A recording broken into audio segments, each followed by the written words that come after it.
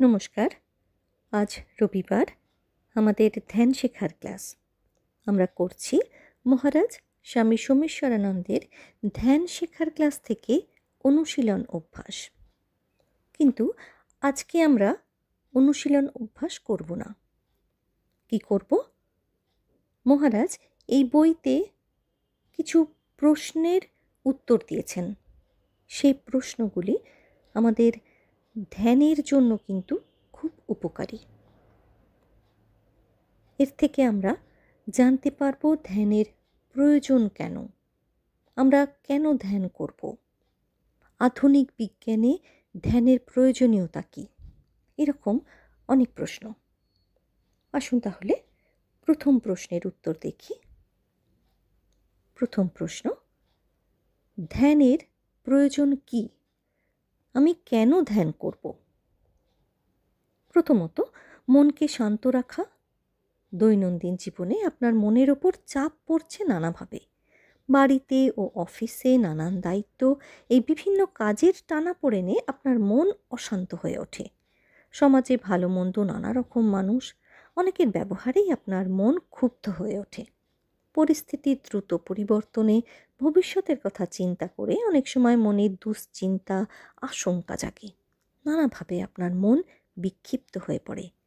ফলে সিদ্ধান্ত নিতে কখনো কখনো অসুবিধে হয়, সমস্যার চাপে মনে কষ্ট হয়, ব্যর্থতায় হতাশ হয়ে পড়েন। ধ্যান করলে আপনার মধ্যে এমন এক শক্তি জেগে ওঠে যার ফলে আপনি দৈনন্দিন জীবনের হতাশা, আশঙ্কা, রাগ, দুঃখের মোকাবিলা করতে পারেন। বিক্ষিপ্ত মনকে একাগ্র করতে পারেন। ঠান্ডা মাথায় চিন্তা করা সহজ হয়। পরিস্থিতিতে অনিশ্চয়তার ফলে মনে যে উদ্বেগ বা ভয় হয় তাকে জয় করতে পারেন। এজন্যই রোজ দুবেলা ধ্যান করা দরকার। দ্বিতীয়ত, বর্তমান যুগের একটা বড় সমস্যা হলো অহংকারের সংঘর্ষ, ইগো ক্ল্যাশ। অনেক সংসার ভেঙে যাচ্ছে প্রধানত এই কারণে। পেশাগত জীবনে সহকর্মীদের মধ্যে, সামাজিক জীবনে আত্মীয়দের মধ্যে বারবার এটা দেখা দিচ্ছে। নিজের ভাবমূর্তি বা ইমেজ, ব্যক্তিত্ব এই সমস্ত বজায় রাখার জন্য মানুষ কী না করছে। কম্পিটিশনে জেতার জন্য, স্ট্যাটাস রাখার জন্য কত মানুষ পাগলের মতন ব্যবহার করছে। ধ্যানের সাহায্যে মানুষ তার কৃত্রিম অহং থেকে মুক্তি পেয়ে প্রকৃত অহংকে খুঁজে পায়। মিথ্যে অহংয়ের, কাল্পনিক স্ট্যাটাসের মায়াজাল থেকে ওপরে উঠে মানুষ বুঝতে পারে তার প্রকৃত আমিত্বকে। তৃতীয়ত, ধর্ম নিয়ে আজ মানুষের মধ্যে নানান সন্দেহ। আধুনিক শিক্ষিত মানুষ সহজে বিশ্বাস করতে চাইছে না। ভগবান, গড, আল্লাহ আছে বলে কেউ কিন্তু ভাবছেন না। প্রশ্ন উঠছে তারা আছেন কিনা। আবার ধর্মের তাত্ত্বিক বা দার্শনিক ব্যাখ্যাতেও অনেকে আগ্রহী নন। এখানেই ধ্যানের প্রাসঙ্গিকতা। এই পথ আপনাকে বলে না ঈশ্বর বা স্বর্গে বিশ্বাস করতে, বলছে না দর্শনের চুলচেরা বিচার নিয়ে মাথা ঘামাতে। এ আপনাকে বলে হাতে নাতে পরীক্ষা করে দেখতে, প্রয়োগ করে দেখতে। আধুনিক বিজ্ঞান কি ধ্যানের প্রয়োজনীয়তা স্বীকার করে? কোনো রকম বিজ্ঞানসম্মত পরীক্ষা নিরীক্ষা হয়েছে এ নিয়ে? হ্যাঁ, পাশ্চাত্য মনোবিজ্ঞান ধ্যানের প্রয়োজনীয়তা স্বীকার করে। মনোচিকিৎসক বা সাইকিয়াট্রিস্ট তারাও কিন্তু তাদের চিকিৎসাতে রোগীকে উপদেশ দেন ধ্যান করার। শারীরিক চিকিৎসা বিজ্ঞানে ইইজি মেশিনের সাহায্যে মস্তিষ্কের তরঙ্গ বোঝা যায়। আপনার আমার মতন মানুষ কিংবা এক ধ্যানস্থ ব্যক্তির ইইজি গ্রাফ বা রেকর্ড লিপিবদ্ধ করা যায় এই মেশিনে। কি দেখা যায়? আপনি যখন কোনো কাজ করছেন তখন এই মেশিন দেখাবে যে আপনার মন বিটা অবস্থায় রয়েছে। চিন্তা তরঙ্গ 90 থেকে 30 আবর্তন প্রতি সেকেন্ডে কাঁপছে। আপনি যখন শান্ত হয়ে বিশ্রাম করছেন বা গান শুনছেন, নদী তীরে একলা বসে আছেন বা প্রার্থনা করার জন্য মন্দিরে ঢুকছেন, তখন আপনার চিন্তা তরঙ্গ আস্তে হয়ে যায় 14 থেকে 18 প্রতি সেকেন্ডে। একে বলে আলফা অবস্থা।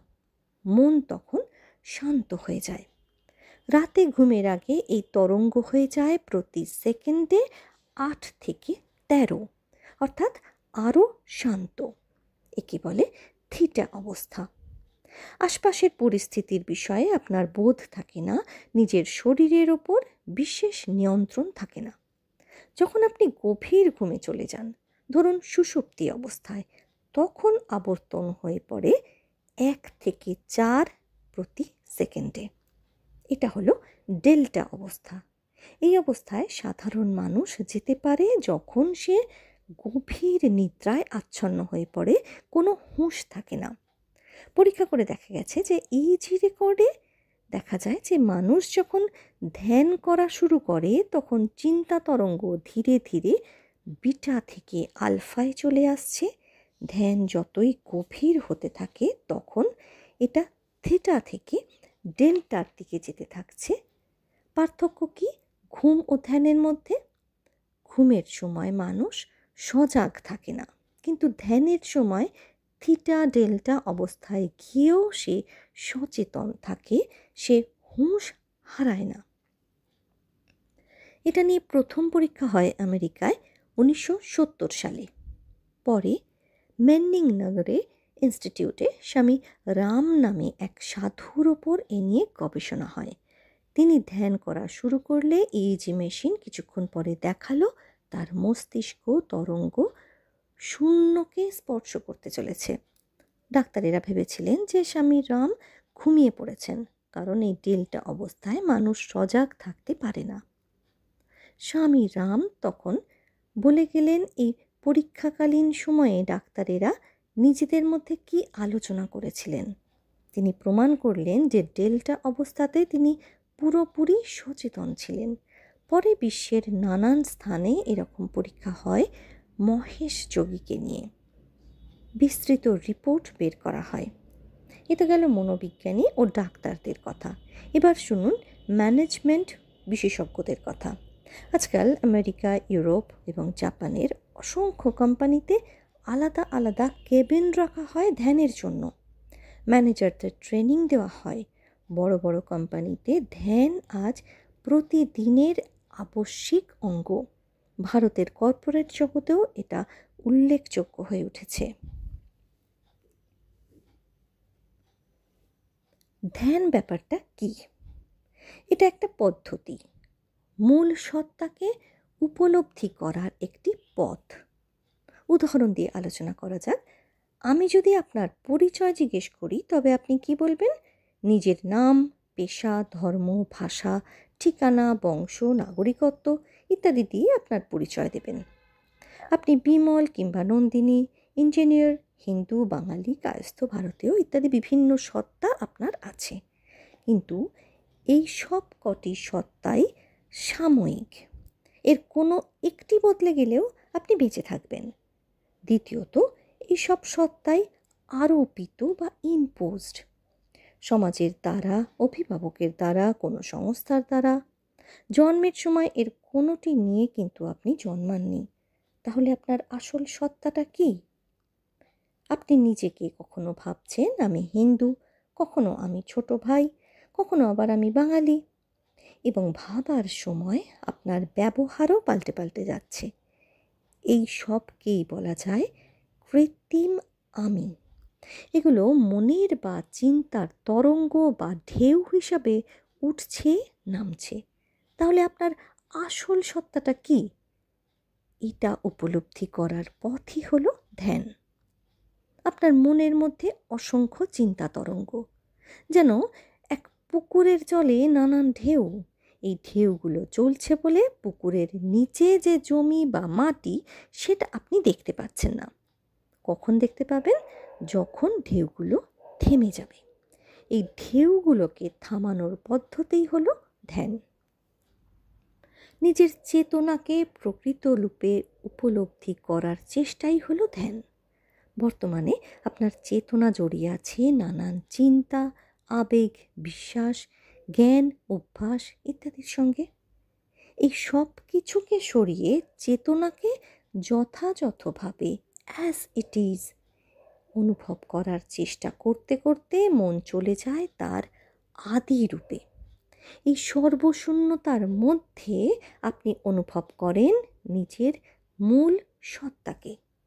এতদিন শরীর মনকে ভেবেছেন নিজের সত্তা, তাদের পরিবর্তনকে ভেবেছেন নিজের পরিবর্তন, তাদের চলাফেরাকে মনে করেছেন নিজের চলাফেরা।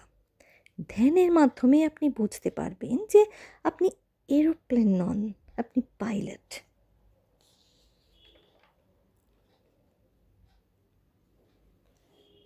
আপনি বলেছেন দিনে অন্তত দুবেলা ধ্যান করা উচিত, কিন্তু ব্রাহ্ম মুহূর্তে বা খুব ভোরে আমি উঠতে পারি না, ওদিকে সন্ধ্যাবেলা অফিস থেকে ফিরে খুবই ক্লান্ত লাগে, আর সারাদিনে এত কাজ, এত ছুটোছুটি করতে হয় যে ধ্যানের জন্য সময় হওয়া মুশকিল।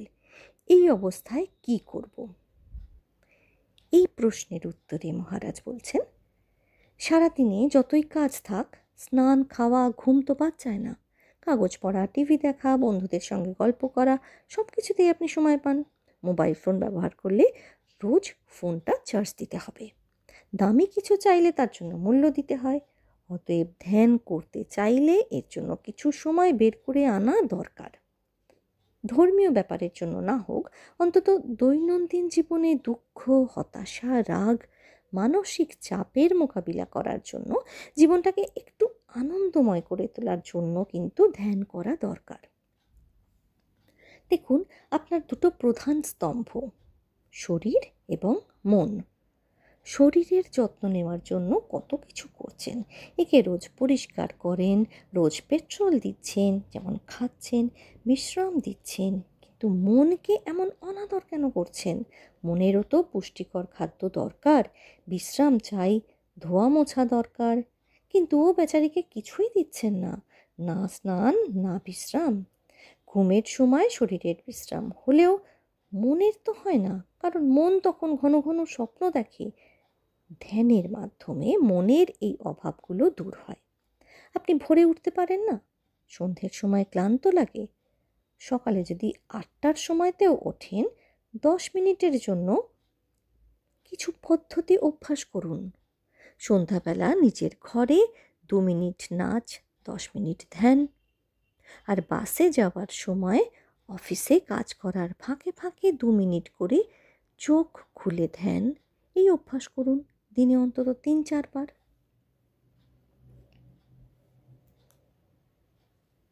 মাটিতে আসন করে বসতে আমার অসুবিধে হয়, কি করব?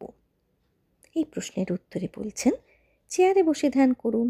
এই বইয়ে অনেক পদ্ধতি দেওয়া আছে যেগুলো আপনি চেয়ারে বসেই অভ্যাস করতে পারবেন। এমন পদ্ধতিও আছে যেখানে মেরুদণ্ড সোজা না রাখলেও চলে। ধ্যান করতে গিয়ে অনেক সময় ঘুম পেয়ে যায়। কখনো কখনো জোর করে ধ্যান করতে গিয়ে দেখি যে মাথা ধরে যায়। মহারাজ বলছেন, জোর করে ধ্যান করবেন না। তেমন বুঝলে কয়েকদিন ধ্যান বন্ধ রাখুন। হ্যাঁ, প্রথম প্রথম ঘুম পেতে পারে, কিন্তু মনকে সজাগ বা সচেতন না রাখতে পারলে এটা হয়। মন তখন তামসিক বৃত্তিতে চলে যায়।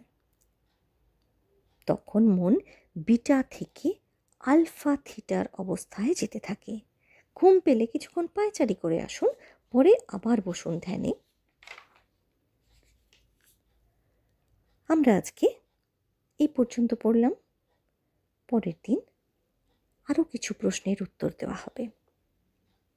সবাই খুব ভালো থাকবেন, সুস্থ থাকবেন।